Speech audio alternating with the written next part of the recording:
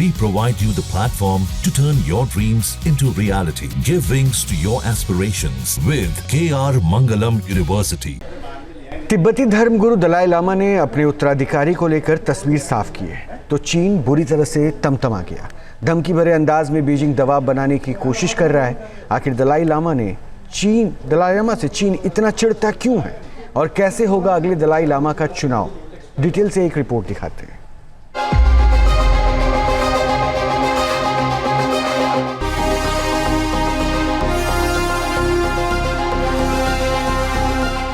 तिब्बत के सर्वोच्च धार्मिक नेता दलाई लामा ने चीन को ऐसा तगड़ा झटका दिया कि बीजिंग में बैठे जिनपिंग तमतमा गए।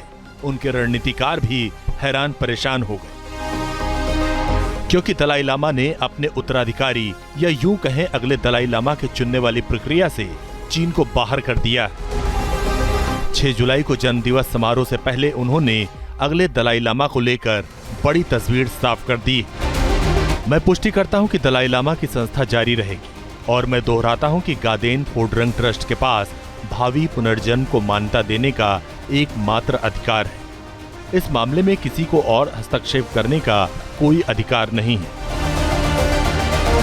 14वें दलाई लामा 6 जुलाई को 90 वर्ष के हो जाएंगे।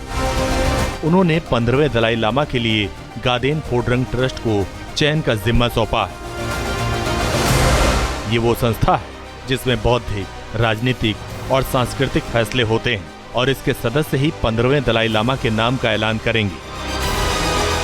Tibetan objection is that this is actually a religious matter, that this is Avalokiteshvara and the transmigration of soul that is transferred into the next Dalai Lama.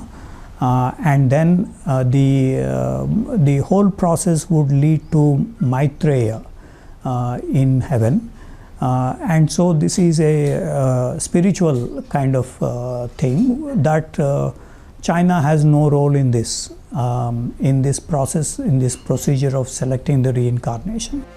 Dalai Lama के इस कदम से चीन भड़क गया है। चीनी विदेश मंत्रालय ने बयान जारी किया कि अगले दलाई लामा के चयन के लिए चीनी सरकार की मंजूरी लेनी होगी। चीन दलाई लामा पर दबाव बनाने की कोशिश कर रहा है।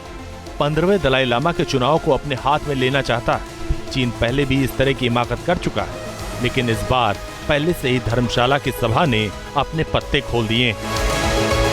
चीन की कम्युनिस्ट पार्टी ने 1989 में शातिर चालें चली थी। तिब्बत के दूसरे सबसे बड़े धार्मिक नेता पंचेन लामा को अगवा कर लिया था। अब तक उनका कुछ अता पता नहीं चल पाया। चीन ने अपना सरकारी पंचेन लामा घोषित किया। अब यही मॉडल चीन दलाई लामा के उत्तराधिकारी के मामले में अपनाना चाहता है, लेकिन इस बार उसे तीखे विरोध का सामना करना पड़ेगा।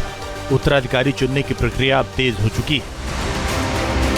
विस्तारवाद के शातिर शिकारी चीन ने किस तरह तिब्बत को जख्मी कर उस पर अवैध कब्जा किया था, उसके दमन के इतिहास को तिब्बत के लोग आज तक भूल नहीं पाए।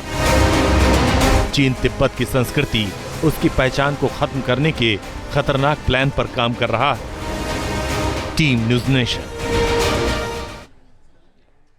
दलाई लामा के अगले उत्तराधिकारी को चुने जाने को लेकर चर्चा बढ़ती जा रही है। आइए आपको दिखाते हैं कि तिब्बत में दलाई लामा का चुनाव कैसे किया जाता है और इसमें स्वर्ण कलश का क्या किरदार होता है, इसका क्या रोल होता है। दरअसल तिब्बत के सर्वोच्च धार्मिक नेता का पद पर अभी दलाई लामा मौजूद हैं और तिब्बती बौद्ध धर्म में दलाई लामा चुनने की प्रथा सदियों पुरानी है और ये परंपरा पुनर्जन्म की मान्यता पर ही आधारित है। मान्यता यह है कि दलाई लामा दोबारा जन्म लेते हैं। वो अपनी मृत्यु से पहले कुछ संकेत देते हैं। उनके संकेतों और वस्तुओं से नए दलाई लामा की खोज होती है।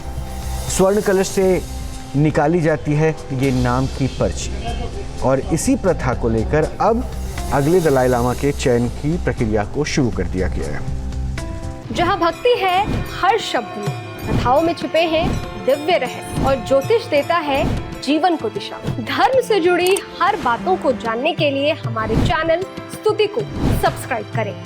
चैनल पर जाने के लिए इस लिंक पर क्लिक करें।